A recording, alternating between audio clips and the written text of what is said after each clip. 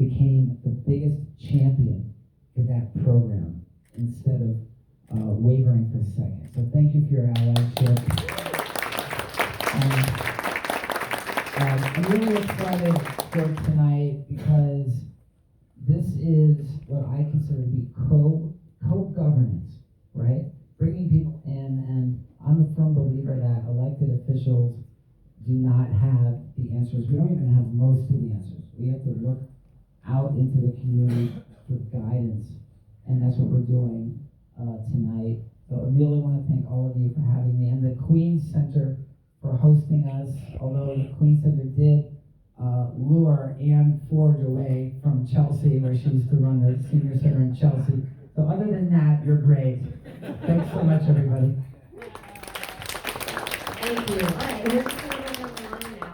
Fellow caucus member, Councilmember Lynn Schulman. Thank you very much, and I know Tiffany said to be brief, so whatever she and Eric said, that's what I'm saying. I'm actually the first Jewish lesbian elected in the city in New York City.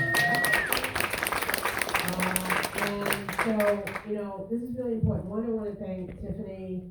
I also want to make mention for our colleague, Councilmember Crystal Hudson, who helped put this plan together with Tiffany in the first place, and we're continuing it, and Eric's continuing it as chair. I want to thank Shekar, who has been amazing. I came under attack for giving funding to the Drag Queen Story Hour, but you know what? It's about love, and it's about, as Eric said, it's about us getting information from you. And this is really important. Our community is under attack, like more than ever before. And so we have to make sure that we all stand together and that we work with each other. And as Tiffany said, we're a family. Our family is being attacked. So what are we going to do? We're going to make sure that doesn't happen. We're going to make sure this plan gets implemented. We're going to make sure we get all of the feedback from you. And then we're going to just go out there and get it done. All right? So thank you very much. Good evening, everyone. I'm Councilmember Shekhar Krishna, representing this district. It's so happy to see you all here in Jackson Heights. That's right. I want to thank especially Councilmembers Pavan and Botcher for your incredible leadership, for leading this discussion across the city too. And I couldn't think of a better place in Queens. I don't know about it, but I think a better place in Queens than here in Jackson Heights to host this conversation. To do that, I just wanted to center it around the history here, right? If you think about just on this corner, Julio Rivera was killed because of a hate crime murder as a gay Latino man 35 years ago, right at the Pier 69 schoolyard. But what did that produce? It produced the Queens Pride Parade as an act of organizing that we celebrate now every year. We talked about the hate because of Drag Story Hour over 25 times in this district alone, from the office, the library, my house, and also Councilmember Batra at his own home too faced such hate as well and stood up so unwaveringly. But what did that produce? We're here today in Jackson Heights at the Queens Center for Gay Seniors, such a special place for LGBTQ+ community, strategizing on these issues to enhance our advocacy for LGBTQ+ community. So every instance of hate against our communities has motivated us to lead and fight with love. And I think that story is so powerfully told from Jackson Heights, and the next chapter of the work that we do as part of this roundtable and work is a chapter written here in Jackson Heights. So I'm so proud to see you all here. I want to give a very special shout out. Well, two. One is to also recognize that Councilmember Danny Drum, my predecessor, as one of the first openly gay elected. All of that work and hate led to him being in office too, and he's the champion for Queens Center for Gay Seniors and so many initiatives in the council. And of course to Eddie Valentine, Friends and Viva that provided the food for tonight too, a proud LGBTQ+ space and bar. Thank you so much. And just grateful to you all and excited for the work and discussion we're going to have tonight. So thank you all so much. Hi everyone, my name is Linda Lee, coming from the faraway land of Eastern Queens, literally right on the border of Nassau and Queens. And I have to say, so I will be brief because I have to head out for an event for Tom Swazi, and I was very involved in that campaign. And just to talking about hate, it's very, I don't know if it's because of geographically where I'm located, but it's very palpable, and you feel how our democracy is under attack. Because I had George Santos that was overlapping with my council district. And so so what we're feeling in different parts of our city and the fact that our democracy is under attack, it feels very real and very personal, especially where I am. And I just wanted to give a special shout out for Ben Thomas's. He and I go way back to the nonprofit days where, because I was in the nonprofit sector for about 20 years before this, on the ground providing services. And just really quickly, I think one of the biggest lessons I taught just doing advocacy work on the ground is, when we were trying to get the word out there about different issues affecting and impacting the AAPI communities back in mid-2000s or 2005 onward.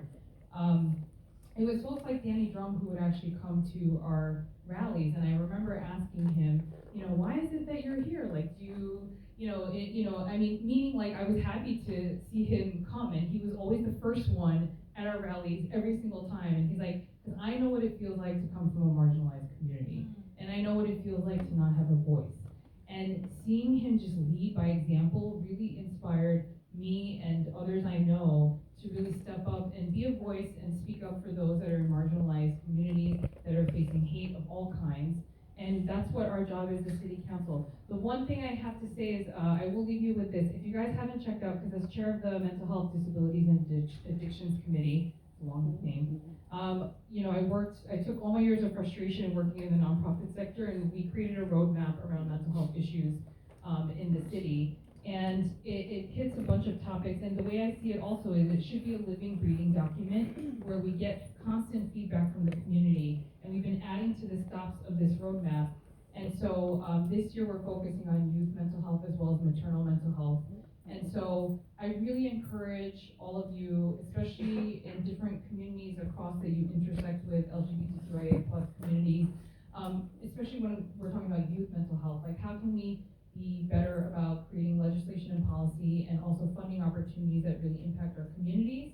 Because I say this all the time, no matter where I go, and I said this to my students during Civics Week this week, is that, what are your ideas? I want to know what you think. I don't want me to tell you what I think the policy should be. I want to hear it from the community, because that's really where the best policies, in my opinion, come from, is from the communities, because you guys are living, breathing, and seeing all these issues on the ground. So, we're here to listen and to take in all the feedback and to really take it back to the council. So I'm just proud to stand with our colleagues, my colleagues here today, to just work together across different, intersectionalities that we all overlap with. And I'm just very proud to support and be here. So thank you. Thank you all so much. The one thing that I do want to share with folks too before we sort of like get started is, and I think I say this every time, but as you are looking at the plan, critiquing it, right? Be critical. Think about things you want to add. Name things that are missing, but also be super, super bold. We only get to where we need if we are proposing solutions that are scaled to the size of the challenges that we're facing. And so any time that you hear that little voice of like, I don't think that's possible, or there's something about this system that doesn't quite like, it's not, we can't do that. Fuck that. Talk about it. We're gonna write it down. We're taking lots of copious notes. We're gonna write it all down. Like, think about the absolute like utopian strategies and solutions, and then it's on us, right, to like figure out together how to make that happen. So I just, my hope is just to be as bold and beautifully bold as you possibly can. Thank you. And I think I also want to mention that queer and trans issues are all policy issues, right? Like housing, we have immigration, we have like school, wow, hi, sorry, wow. Hi, I love you. Thank you for being here. I didn't know we had icons. I know, we don't pause. Right. Wow. How do I perform after that? So I think also knowing that, like, with that in mind, don't think that we have to have queer and trans in the policy for it to pertain to our community. So when we're thinking about this, when we're looking at this, when we're critiquing that, think about it from that mindset. It does not have to be queer and trans overtly in the language for it to affect our community. All policies are queer and trans policies. Cool? Yes. All right, cool. So we're gonna do 20 minutes a pop. We're gonna do 20 minutes on the first the first discussion, the round tables we all at each table, and then we're gonna switch over to another table. Does that sound good for people? 20 minutes is good? All right, so let's get it.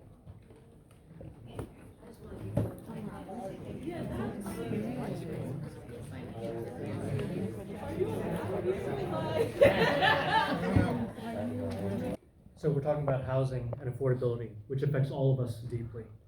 Tom brought up the fact that New York City has always been owned by developers, and we're at their whims. Eleanor brought up that there has always been a homelessness problem and an affordability problem in New York. And so we tried to come up with different ways to solve that. I personally believe that subsidies should be capped at 100% AMI at absolute max. Of course, this is dependent on state funding. On the city level, we went to budget cuts, which we also think are unjust and unnecessary. We believe that the city could fund smaller housing providers, such as Glitz, and everybody who's caring for us on this in the CBO, small ground, boots on the ground. We went over the shelter system pros and cons, and we also talked about how the way that shelters are talked about is dehumanizing in itself. That you need to look at people who, as people, with full lives, with more than just shelter beds, not just a bed, but a full life, right, and a community and a neighborhood. We also focus on how permanent housing is the answer for all of this, because homelessness costs all of us lots of things, not just financially, but also ethically. Giving people permanent housing is a way to allow us to grow and have beautiful, full lives, right? Okay. And then, so a major solution that I think we all agreed on was Melissa's, which was to use city-owned, government-owned land to create deeply affordable housing. And Dynick pointed at the Social Housing Development Authority, which of course is at the state level, but the dream to look forward was based on Vienna's social housing, which is housing that is provided for everybody at deeply affordable levels, funded by the government and created by the government. And that's it. Thank you. Can I ask? Model is not the way to go. We're going to have to come up with policy work that actually works. And this is how I think we should do it. The legal people, the policy writers, should hire community sex workers, trans women, teach them how to go to Albany, how to be the voices of what they're fighting for, which is themselves and ourselves. Because then and not just teach them and train them, pay them to do that work. That's sustainability at its best. Giving somebody not just a look in sex work, but a look out of sex work into politics. That's how you do this. And when it comes to public safety, we cannot ignore how the Department of Corrections are dealing with sex workers. We cannot ignore the amount of women that go to jail, not pregnant, but wind up pregnant in jail. Somebody got to be doing that work. We have to realize that sex workers are not safe in institutions and out of institutions. But can a sex worker sustain, realistically, in this world that we're living today, in 2024, and have the resources of housing, of medical care, of mental health care, of just plain simple resources, no less a college degree?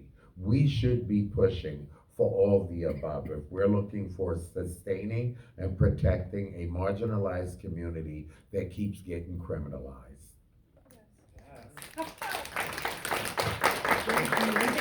It's kind of fitting for our group, the older adults, to be the last, because at the end of the day, we're older adults. We will all be there at one point in time, and we will all still have to carry all of this stuff moving forward. So in this section, for the older adults, they do speak a lot about the LGBTQ specific housing, anti-discriminatory, and the training to be competent for everybody. And they also speak about LGBTQ, HIV individuals, but we also want to add the TGNC, our trans individuals, as well as they age, because at any age they would like to transition, and that's something that we want to focus. And they also speak about sexual wellness, but what we also want to add to the section, very important, mental health in general, counseling for anything for our older adults, even for those who are experiencing elder abuse, domestic violence, they need that mental health resources, counseling. Food justice is extremely big as well. You can experience food injustice at any point in time when you need food. So we would also need to make that more accessible for our older adults. Cybersecurity is big as well. there's a lot of, with the older adults, sometimes you get a little trustworthy with the wrong people, and you never know, so we need to bring that awareness with cybersecurity, with the phone scams, especially with AI that's existing. You never know what they might fall for on the other side of the phone, so having that training for them. And accessibility for health insurance, managed long-term care, Medicare, even special needs health insurance. I'm asking some people about that, but they need that accessibility and not only that accessibility and knowledge that they have those options for them. So if they need that home health aid, they have someone there. If they need that mental health resources, they have that there. If they need elder abuse counseling, domestic violence, food justice, and so we need to not forget about our older adults as they need this funding and they need the help and they need big spaces and spaces just like this space. I've come here all the time to provide services and I see the great work that this location specifically does for our community, whether it is LGBTQ or anybody. They're very welcoming and we need to create more spaces in Queens in particular. Because they have it everywhere else, we'll have it in Queens. We need more spaces in Queens and we have a lot of people here who are proud and we need to give them that safe space. Yeah, I just want to put a focus on accessibility, because often the services that the Department for the Aging provides, or the city provides, that are focused for our seniors are not accessible. They're hard enough for us to set up here, but for example, like all of our like Zoom online like presentations or trainings, whether they're like LGBTQ specific or not, are not accessible. Like oftentimes we have to help our members like set up the Zoom beforehand or prep everything beforehand because it's not accessible to them, and not having like documents printed out or not having like QR codes in Department of the Aging presentations doesn't make a lot of sense because a lot of seniors are willing to learn, but a lot of them like struggle with QR codes. So getting that information easier and more accessible, making sure the spaces are accessible, and also like giving us spaces so that like the LGBTQ organizations in Queens that are serving the community, that are serving the older adult community, have space to do all the work that we're doing. So we're not overcrowding everywhere, that we actually have spaces to go and have our community do our exercise classes, have our community do events with our like local LGBTQ businesses, and bring in like LGBTQ community members into the space to do LGBTQ specific programming, and making sure that it's open to the community and accessible for all. Yeah, I was going to say, it was quite sad. I was also the owner of Evolution Atlantis. I don't know those of you who remember it. I remember we had it. A huge space there. We had a huge space, and we would let out the space all the time for anything that was needed in the community. And sadly, due to the pandemic and many other reasons, we had to let go of Evolution Atlantis. However, now we need more big spaces in order for us to do things. Like, he would love to do yoga and have 100 seniors come down and do yoga, but where do we put 100 seniors to do yoga here in Jackson Heights, which is a community that's already respected with the LGBTQ community, and it's a place where everybody feels safe. We don't want to have to tell him, go to Far Rockaway and do it over there if, there's only one train that gets there and the trains run every hour. It's not fair to bring people to a place where they're not comfortable and that they don't know. So let's start keeping things where people know that it exists, which is, anywhere around Jackson Heights. We need bigger spaces, and that's a very important thing, especially for our seniors. I just want to add one more thing. We need help doing outreach in Queens because we're the only site in Queens that serves the LGBTQ older adult community, and people do not know that we exist, that we are here. And Queens is a huge borough, and their community is throughout the whole borough, but people do not know we exist, and we have a hard time doing outreach, and we need support from like the Department for the Aging to make sure that we're reaching the whole of Queens and the community in Queens so that they know that we exist and that they can find community here. Because they deserve to know that they're not alone in their neighborhoods. They deserve to be able to come here, make friends, meet new people, and overall like find their community again. I've like too many seniors come in like isolated and depressed and who have lost their friends and their family over the years, and don't know that there's a place in Queens, in Jackson Heights, that has all of that. And we need to reach out to that community, and we don't have the capacity to do that. And we need help from the city to do that. Because at the end of the day, it's like on a team of like 5, 6 people, and like we can't cover a whole borough. And if we're the only organization that's serving specifically LGBTQ older adults in the borough, we need to make sure that the city is helping us serve LGBTQ older adults. Thank you. Wow. Once again, want to be mindful. Yep, real quick. Talk about hepatitis C, because this community in particular, I am finding, is not aware of the risks, and it's the same risk as everybody has, but we need to talk about it. It needs to be in the plan. 30% of people living with HIV have hep C, and there's a cure, and there's no reason that anybody should be sick or getting liver cancer when you can be cured in 8 to 12 weeks with a pill with minimal side effects. So hepatitis C, we need to talk about it. Councilmember Butcher has been an amazing champion, as well as Councilmember Caban, and we just want to continue on. We are here, our organization, the Hepatitis C Mentor and Support Group, to provide trainings for your staffs, your patients, for whatever you need, free of charge. We have materials. Actually, we have some here today. But since I'm doing this quickly and everybody else at the table had some other things, we want to talk about following up on cultural competency, especially amongst providers, the LGBTQ community, and evaluating training tools, and residents and interns should have training. And I will get the list to you because I don't want to go on, but please, hepatitis C. Thank you, I appreciate you. So just being mindful of time, we're not. School science activism and sex ed in New York City for 13 years, and now we're starting a trans school. I want to tie this into the ways that our middle and high school students, particularly our little trans girls, are doing. And I have had multiple examples of like 13 and 14-year-old trans girls who get told at school, we'll never date a girl with a dick, go to a bat mitzvah, get their ass grabbed by the same set of boys, and then are working at their uncle's bodega and getting offered money for sex. And the number of high school ones who, again, you know, as a young person, particularly a young girl, I think oftentimes they feel undesirable, or at least unromantically desirable. In the world has screwed these two women over. Marsha P. Johnson and Sylvia Rivera was not held by Stonewall or anybody else. Let's not act like we're blowing smoke up each other's asses and say that these women were held to the point that they're being held in death.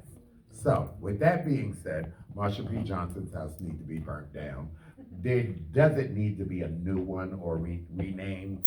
It needs to be something that people can live in, that our community that are in need can live in and thrive. It's just crazy that we're not thinking about sex work and the keys to sex work and how HIV and AIDS, homelessness go together. Sex work, far from that category, hepatitis, far from the categories of what you think. 9 times out of 10, most sex workers are very proactive with their health care. And that's because they're in business. So that's a misconception people have.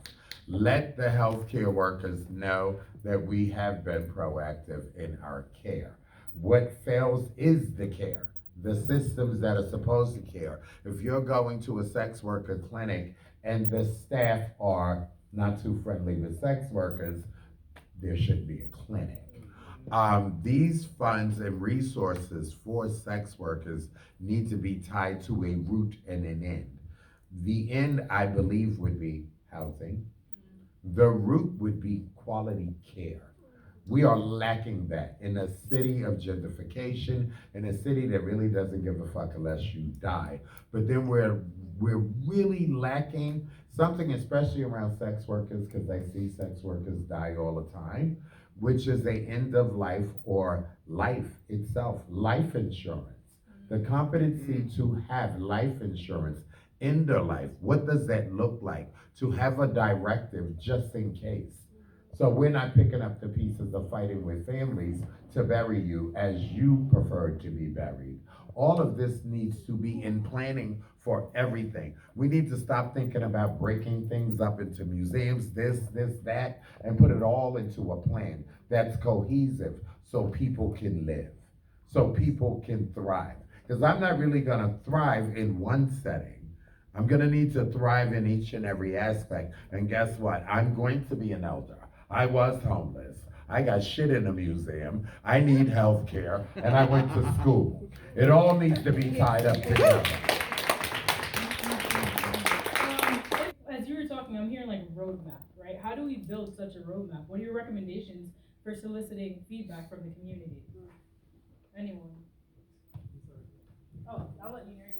Go first, please. Hey, Brian. I would probably recommend some more time when it comes to these discussions, just because we have two really important subjects here, and we weren't even able to touch base on youth and foster care who really need it the most. So maybe like 3 hours long to have these conversations. That way we could like bounce around the tables. And really quick, if I can mention, when it comes to Senate Bill 351, NYTAG is really promoting that heavily. However, we were discussing like maybe it might be a good idea to have like a skeleton for the schools to go by as far as the curriculum, just because teachers are already extremely stretched out, they're overworked and underpaid.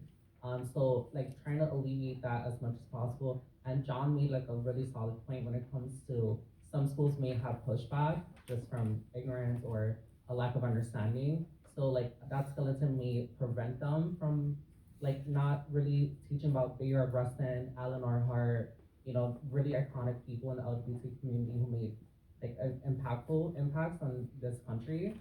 So maybe that might be something to explore. And for housing, it would be nice if maybe good clause legislation, I think Julia Salazar is promoting that one, would be included, just because working class people like myself are struggling when it comes to housing. I had no idea that landlords could raise your rent if you're not in a stabilized apartment. It's an extreme amount because I live in a stabilized apartment. So I think that should be a part of the conversation as well. Real quick, wow, how would that look in a 3-hour structure, right? Would that be, because I'm thinking maybe it's less of like me cutting out the time and saying like, hey, we're gonna switch now. Would that look like having like, what's that called? Like poster boards where you write things down and you just organically move around yourself? How do people feel about that? Cool. By the way, Ace, you're killing it with these. I just want to call you out. That's the first thing that needs to be said. But the way I think my thing with this is I'm finding that this has been great at getting people interested and passionate about these like issues and like really reimagining like what can the city look like for us, But like sometimes the topics are so dense that it's like I could tell you, I'm a gay historian, and it's like get the gay historians, the community's historians in a room just to talk about just that one point. You know what I mean? And I guess my soapbox while I'm on it right now. Please. The last time I had this microphone, I remember. I mentioned, we have this Marsha and Sylvia plan, but then there was the statues that, was announced in the center in 2019 that we never got to see. What's now become more clear is that, Cecilia Gentili worked on those statues, and those statues are not there. So it's like the way the time keeps moving, I don't know. But, so yeah, that's it. All right. So I just want to make a request, send us the gay historians.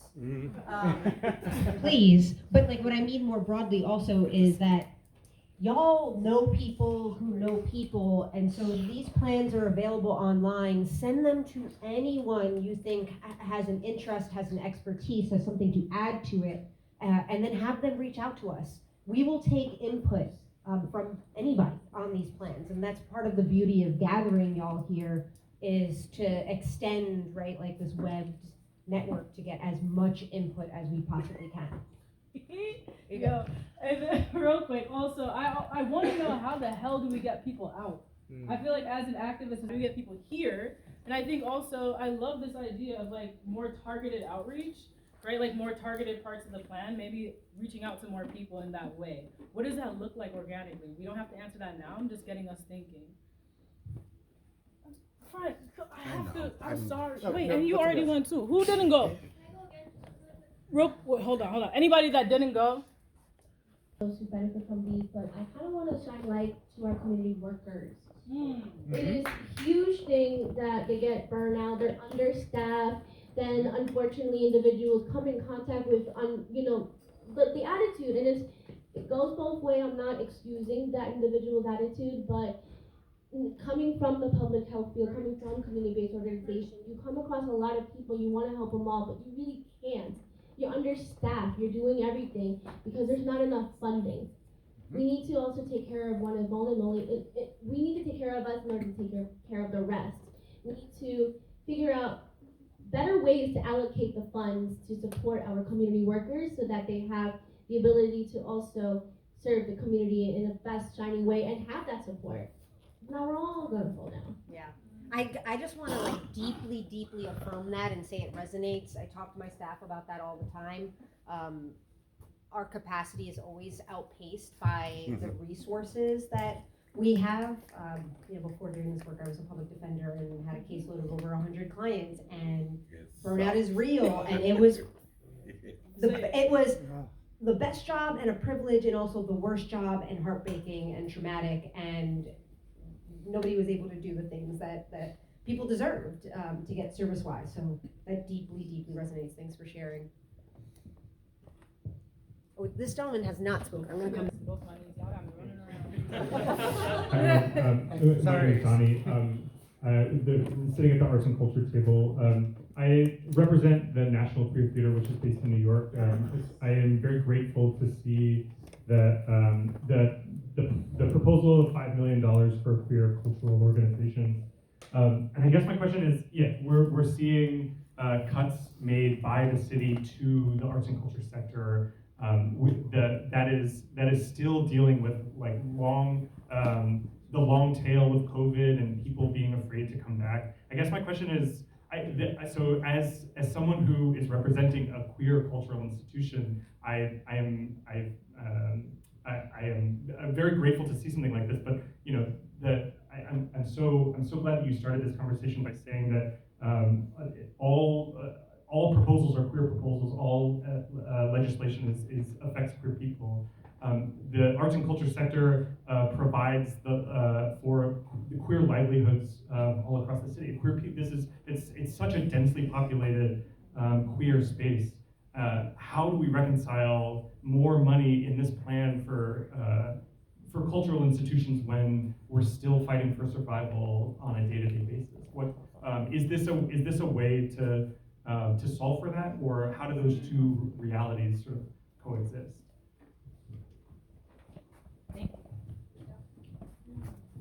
That's a really good question. I think, one, the system and structure and the people who benefit from it want you to think that there aren't enough resources to resource every single one of these things at the same time. And my contention is that we absolutely can. It's about where we're putting the money. I'm just going to make a little plug in terms of bringing it back to the hyperlocal and the city's budget process. Is if folks don't know what the People's Plan is, it's an organization that is mobilizing everyday people who are affected by the mayor's austerity agenda and the budget cuts, and making really clear demands on where we want money to go. Right? The reality is that while there may be some fiscal challenges, they're nowhere near what the mayor is saying. And also the reality is that we could be using and allocating money very differently. So if you're interested in getting organized into that fight, I would recommend it. I think personally they are really great, and I think from my perspective at least, I don't find housing feels at the core of absolutely everything, but at the same time, I don't find that one area is more important than others. I mean, even thinking about art and culture, my relationship to art, not being like an artist myself, is art in terms of like liberation struggles. When you go into any space where there's authoritarianism or oppression and control, the first thing that they do is take away your art, because art spurs revolution, right? And so like having that space is an avenue and vehicle and like the catalyst for so many of the most important liberation and civil rights like struggles that we have taken on and won. So I don't see that as any less important as this area or this area or this area. And you know, I just kind of like reject the idea that we can't think about these things as in relationship to one another and integrated and demand all of it, because I think that we can. And I don't know if you want to add anything. I agree strongly, and with respect to rejecting the scarcity mindset, we've got to do that with housing. And the truth is that in huge swaths of New York City, potentially even most of New York City, it's illegal to build apartment buildings. And you can only do like single family homes. And that has historically been used as a way to maintain segregated neighborhoods. Talking about connecting everything, that connects to arts and culture, because if you don't have a city where New York has always been a city where artists can come and find their voice and make art. If we lose that, we lose the city that we know. We lose New York City. So we have to reject the scarcity mindset with respect to housing and trying to pick one solution over another. We should have an abundance mindset where we can have all of the above for everybody. I appreciate that. I real quick also want to say, like, I waited to make a recommendation personally as a facilitator until we came to my borough. We're Queens, dude. Yeah, right. Yay. I'm saying, like, I think, and to give y'all a little context, like, I come from policy. I used to work for the state government. I've done this for years, and I love this work. And what I would love to see, as we're talking about intersectionality, is like a diversity council of community members, and like breaking it out in a way that it's by percentage of some way, right? Geographical location, 10% is over here, 50%, right? Some shit like that, and like down by like what you look like, your sex, your creed, everything, like some factual way to represent the city by numbers on a diversity council that isn't just for queer and trans people, but for different different identities, because we're all compounded, right? Like how powerful would it be to have a council of like immigrants that are talking to trans people, that are talking to like lesbians, that are talking to like people that are houseless, like how powerful would that be for all of us to recognize and realize? Because the thing that has been breaking my heart is that we are saying the same shit across identities and with no solution, and it's really breaking my heart. And when I say no solution, I mean like, yes, we could have a plan, we could do these things, but as a community, we're still broken some way or some other way, right? As community leaders, as community members, as people, we could have all the rights and all the things in this plan, but if we're not united as a community across marginalized identities, then we're doing a disservice to what we're doing here tonight, right? So what does that look like? And that's just something I would personally, as a Southerner, like to recommend, like a diversity council made up of mostly community members as opposed to community leaders, because I'm sick and tired of seeing the same 5 fucking people, including myself. Talking about how every issue is a queer issue, the impact of climate change disproportionately impacts a lot of communities, and our community is one of them. Whether you are somebody who's on a house, somebody who is facing housing insecurity due to flooding from climate change, just maybe adding that lens and adding that piece into what's already existing might be super important, just because it is impacting our community more than some. Thank you. Thank you. Good night. Wait, hold on. We only got like 5 I know. minutes. So really quick. Yes, I'm creating the People's Beach project. That is to turn Reese Beach into a landmark and land trust for our community, to hire our community to work that land.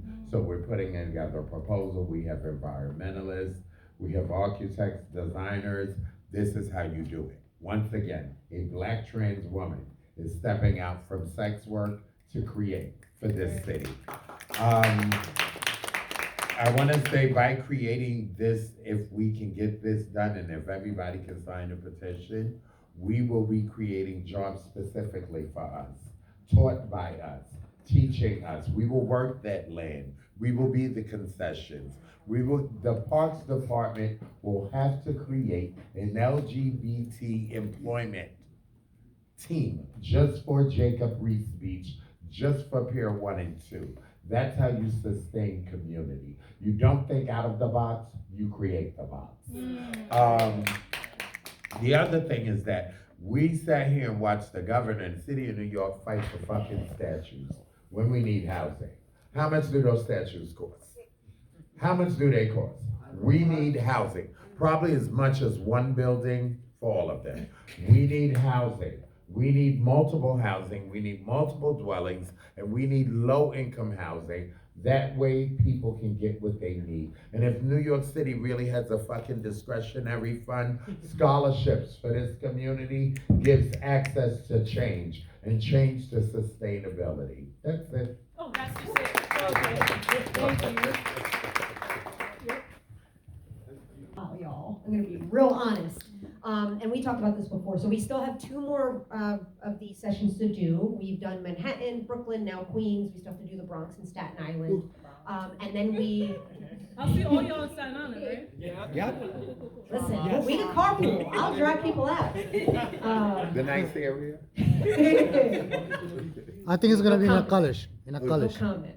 But it does take a while because we are, taking a lot of care. We take all of the notes, every room has been as full as this one. We take all the notes together. Our staff works really hard to put the plan together. We might reach out and ask follow-up questions. And then I'm just gonna ask for a little bit of grace because this isn't the only thing that our council offices do. We do constituent services on a daily basis. We're working on our other ledge. We're in the middle of budget season. There are oversight hearings. And so just like I want to also really honor the time that you spent with us because I know y'all are really, really busy too. So it will take us a bit of time, probably several months to get the next iteration of this plan out, but we can keep you updated on the timing, but bear with us. It's gonna be a minute. I just want to also uplift that, right? So they do other policy areas. It would be my recommendation for y'all to get some of those people out here, right? Like think rap campaign, think Bashi, think about the other policy areas that need representation and how this plan could pivot for everyone, or could be transformational for everyone, right? Think outside of the box. No, sorry, what did you say earlier? Build the box. Correct, build the Create the box. Period. Last comments, Clint, and then I'll do you. I'll be really quick. To build on that, could the LGBT caucus invite other people to this so that we all bring a friend or something, that is just involved in housing or just involved in culture? Just to think about how to gather that power and support this even further. What does that look like though? Another one like this, right? But we tell everybody, bring your best friend that isn't LGBTQ, right? And bring your friend that is the older adult advocate that you know. Right, just to talk with them and to build our power, right, behind this plan. I was about to say, so commitments, you're just saying how you love Cayenne. I'm sure Cayenne has 2 friends who is access to training and fitness spaces for trans and non-binary people. Oh. There are 2, there's a trans-owned gym in Brooklyn. The owner was supposed to be here tonight, couldn't make it, but hopefully at a future one. Haven? Yeah, I know Haven as well, it's Outbox, but yes, there's 2. Just to sort of say, access to health and fitness spaces should not be a luxury. And it took me so long to actually have the resources to be able to access those kinds of spaces, and let alone a safe space as a trans man. It has completely changed my life. And I don't want that access to be something that's such a privilege and that there's so many barriers to. And I also want those business owners, those people that are making those spaces available, and there's free community classes at Outbox. I want them to be able to succeed and to be able to grow their business and to understand there should be grants out there that they can apply for. There should just be support because there's so few spaces and we are really discriminated against. And I also think, and it ties back to access to sports for LGBTQ youth as well, and just thinking about that entire pipeline and access. So I just wanted to bring that up and say, say that. Thank you. I want to, I don't know. Tiffany. I don't know, what do you think? I think we need to, y'all were saying something about school bathrooms. Are you talking for younger people as well? Because of that whole thing with Knicks. Here in New York, we need to be really conscious about what school bathrooms look like. Instead of just saying the all gender thing, be specific that these kids are being killed in bathrooms. So we need to come up with a plan that protects these kids. Like even design elements, like what Yeah. physically a bathroom Yeah. should look like. Okay, I'm gonna give you 30 seconds and then we're gonna say goodnight. Yep. Hi, folks. Just ending with the fact that there's a bunch of Moms of Liberty who've taken over a number of the Community Education Council school boards. They are introducing in District 2, as in our district, in Manhattan, and also in, I want to say 37. I've got my notes. That was what my chat was going on as I was going on here. Introducing a resolution on Wednesday to investigate trans kids in sports. There's a bunch of us who are organizing to go out and stand up at these various meetings, but they're all over the city, so people need to help join in. And that's what I got. Okay, 30 seconds. I'm glad that healthcare was brought up, Amita Care specifically, because I don't qualify for Amita Care because of my status. I have really short hair right now because last month I had emergency surgery to remove a cavernoma, a blood clot. Frank over here welcomed me and he asked me, how are you doing? Because it was intense. And I'm right here, I'm doing the work without getting paid and whatnot, but right now I'm under emergency Medicaid, and it sucks because I can't receive other services such as like gender affirming care. And there's things that I want to get done and I can't get done. And right now we're trying, my mental health providers, we're trying to figure out how we can beat those issues, and we're trying to figure out how we can put me back into therapy and whatnot. But I don't qualify for. We are not coming from a place of scarcity, we're coming from a place of abundance, which means that the conversations do not have to end here. If you heard something today that really resonated with you or sparked interest, or you have questions for the people in the room, take a couple minutes to exchange information before leaving here. Keep those conversations going. Also, we are accessible. Reach out to us. If there are things that you want us to disseminate through our newsletters, through emails, please send us those kinds of things. Also, because like I said, this is just it will be an ongoing conversation, and I kind of want to close with, and I ask for y'all to sit and do this yourselves with a point of gratitude and intention. I am deeply, deeply grateful that each and every one of you came here, that you brought your whole selves. Thank you for sharing really, really personal, vulnerable stories and experiences. And the intention that I want to set is to honor those experiences and your expertise by doing what I can with the tools I have in my toolbox as a local council member to forward your solutions and your vision and steward them as best I can in partnership with all of y'all. I got you. I want to be that cool one day. Like, Yeah. And so I want to thank you, and yeah, folks, just want to take a second to ground yourself and think about something that you are grateful for and set an intention. And I can't believe I get to be in rooms like this, and so I appreciate y'all spending the evening with us. You said it. I can't do better than that. What is the email? Tell me. An email that people can send their information to? Oh, look at that. Look at The this. screen changed. So y'all can contact these individuals via these emails. Please send in what you have, and we will be doing in April, Bronx, Staten Island, and virtual.